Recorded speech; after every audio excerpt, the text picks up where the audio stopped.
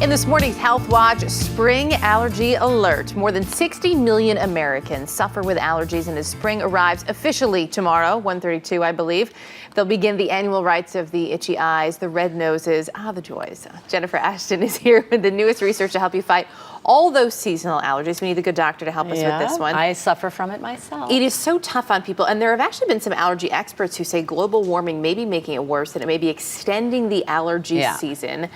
How do you know, though, because you can develop this at any point in your life, correct, that you're dealing with allergies and not just a seasonal cold? Well, you know what? Most people who suffer from seasonal allergies, the official word is allergic rhinitis or hay fever. We're not talking about food allergies. We're not talking about medication allergies here. They know. You can tell the difference between a cold and allergy season, but basically it's about symptoms. So sneezing is obviously a very common one. You can have watery or itchy eyes, even problems with smell or a scratchy, itchy, sore throat. Obviously, there's a big overlap there between cold and allergies, but again, if it's the time of year and you know that you normally get these symptoms in spring, most likely allergies. And I would imagine if it lasts a little bit longer too, that's an indication. Obviously, the duration and the severity of symptoms. That's when you wish it was a cold almost. You'd say that, right?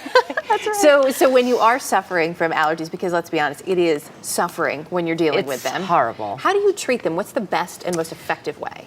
Erica, time after time, I hear patients, even people on the street saying, well, you know, the antihistamines over the counter, they just don't work. To be crystal clear, those are a Band-Aid for the symptoms. The standard of care, the gold standard, is to treat those symptoms before they start. So things like a mild inhaled steroid spray can be very helpful. There's a medication typically given to people with asthma called Singulair, which has been approved and is really the standard of care for treating seasonal allergies. It prevents the symptoms before they start. So you want to get at that now before you have that miserable symptom start. So a couple of weeks out when you're anticipating it, that far out? Absolutely. Wow. There are also little things like we have these neti pots here.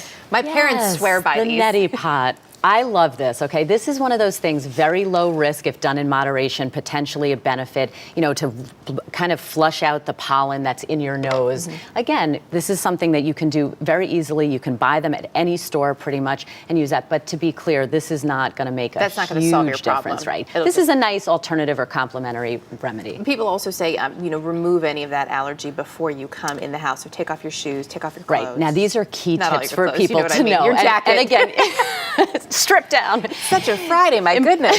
Important tips for people to know. Number one, know your pollen count. So everyone is different and variably allergic to different types of pollen. So you should know what your particular triggers are and what the pollen count in your area is. Checking the weather is very helpful. Typically a rainy day, you're going to have less symptoms than a hot, windy, dry day where the pollen is circulating more. And lastly, as you said, don't bring those allergens inside. So take your shoes off when you get home. Don't let your pets get on your bed or sofa because the allergens actually stick to their fur. And if necessary, shower when you get home. And lastly, really quickly, because things can be different for kids, but as many as 40% of kids suffer from allergies. Do you treat it differently with a child than you would with an adult? No, basically the treatments are the same. The key with a child is you want to take your child to a pediatrician or an allergy specialist who really can test your child, make sure nothing else is going on, and then appropriately treat with the appropriate dose medication. Good advice as always, Dr. Jennifer Ashton. Thanks for coming in this morning. Good luck with allergy season. You too.